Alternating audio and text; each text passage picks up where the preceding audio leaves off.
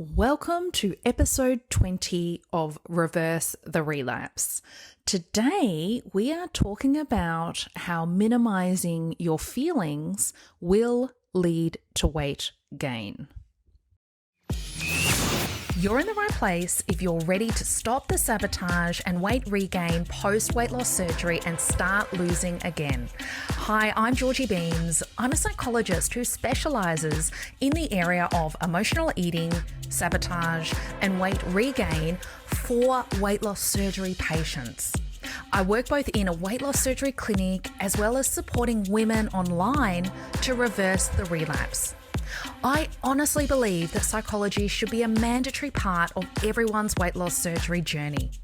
Your body has had an upgrade to version 2.0 after surgery, but your mind has been operating at version 1.0.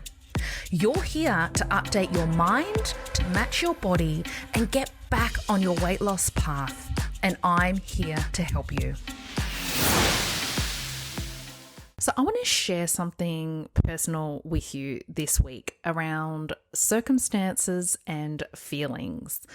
So I am based here in Melbourne and we are in lockdown 2.0 and we are at stage 4 restrictions. So this is extremely restrictive. We have to stay within 5 kilometres of our home. Only one person can go out to the grocery store. So many businesses have had to close their doors this last week. So many have lost their jobs.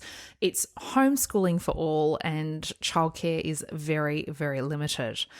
Now, we are the only ones in the country under such strict restrictions. So it's very difficult when you hop on the social media and even speak to friends that live in other parts of the country, going out and having that freedom that we don't have. And we're not sure when we will have that freedom. We're not sure where this is all going. We've been told that it's 6 weeks, but who knows? It actually could be longer.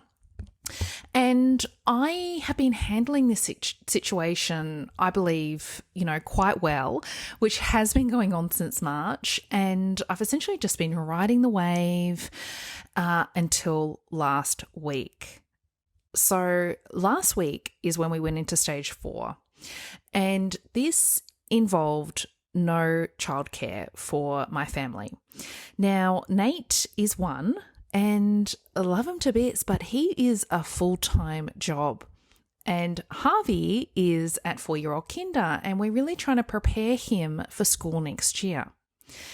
So when I learnt of stage 4 restrictions, particularly around the childcare situation, I just felt so flat when I found out this news, because Con and I are both working and we're expected to work and take care of the kids with no support for at least 6 weeks. Now, that news broke at the same time that I learnt the news and the devastation of what happened in Beirut with the explosion. And then I felt so conflicted. So here I am complaining about no childcare for 6 weeks when people have died, people have been injured, people have lost their house, people have lost everything. Who am I to be complaining and feeling flat about 6 weeks of being inconvenienced? And that just made me feel so much worse about myself. And I started to question myself, am I a bad person? Am I selfish? I really should be more grateful here. And then, of course, I felt guilty for feeling all of these feelings. And so what I did is I minimized them. I talked them down. I shouldn't feel like this. I should be more grateful, etc. But here's the thing. Minimizing my feelings didn't make me feel any better. It actually made me feel so much worse. And then I noticed I started eating. So I started overeating at night last week, which is an old way, like version 1 way for me. And I actually found myself eating a violet crumble chocolate bar.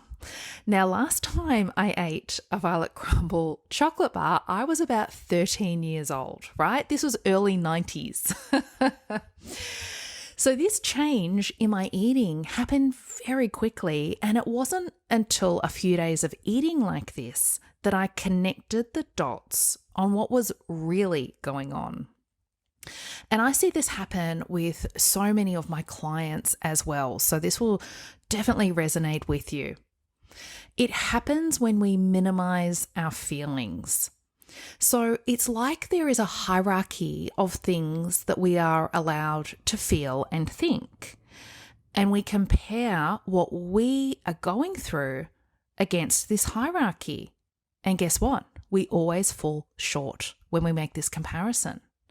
And then we feel worse about ourselves. We feel guilty. We feel like we're a bad person, which is so incredibly unhelpful. So clients will say to me, I have these thoughts around my eating and my weight, but I shouldn't complain because I've got a really great life. Or I shouldn't complain. I should feel more grateful because life could be so much worse for me. And this is exactly what I did. I started to minimize how I was feeling about stage 4 restrictions. And I compared what I was going through with what happened in Lebanon. And then I felt guilty and I felt selfish and I felt like I was a really, really bad person.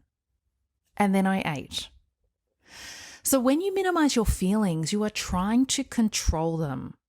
So basically, you're trying to intellectualize them and you're telling yourself how you should feel rather than allowing yourself to feel your feelings. And if you can continue to control and intellectualize your feelings and tell yourself how you should feel, it will come out in your eating. So to close the loop on my story, as it turned out, the stage 4 rules were changed on Friday night. And thankfully, I'm now eligible for care for the kids. And I was instantly relieved. And then I felt guilty that others don't have this same privilege. You can't win, right? You can see that. So the moral of the story is we need to stop comparing ourselves according to this hierarchy and according to others. Now, if I continued to sit with that guilt, I would still be eating my way through that guilt, right? I'd be on probably like my 8th Violet Crumble by now. So over the weekend, I allowed myself to feel all of these feelings from the week. And I actually used my tools that work very quickly to process these feelings out of you. Because if these feelings are still in you, like the guilt, etc., it will impact your eating. So if you want to learn more around how I did this, then feel free to send me a message and I'd be happy to share with you more around how this all works. It has been a complete roller coaster ride here in Melbourne, and I've let things go now that no longer serve me, and I am back on track. So here is your transformation takeaway. What feelings might you be minimizing that might be affecting your eating? So what feelings are you trying to intellectualize, trying to play down, trying to compare? Can you take some time to allow these feelings to be there, to feel them, to acknowledge them and give them space? There is nothing that you need to control here. In fact, the more you try to control, the more you will get in your own way. So thank you for being here. I hope this really resonates with you, and I look forward to seeing you in the next episode where I have a weight loss surgery dietitian debunking a huge myth that you will not want to miss. Bye for now. If you loved the content in this podcast, you have to come and check out my one-on-one coaching program. We work together for 3 months to get you back in control and change your relationship with food for good. Now, I only have limited places available every month, so go to my website and click Work With Me. That's www.georgiebeames.com. See you over there.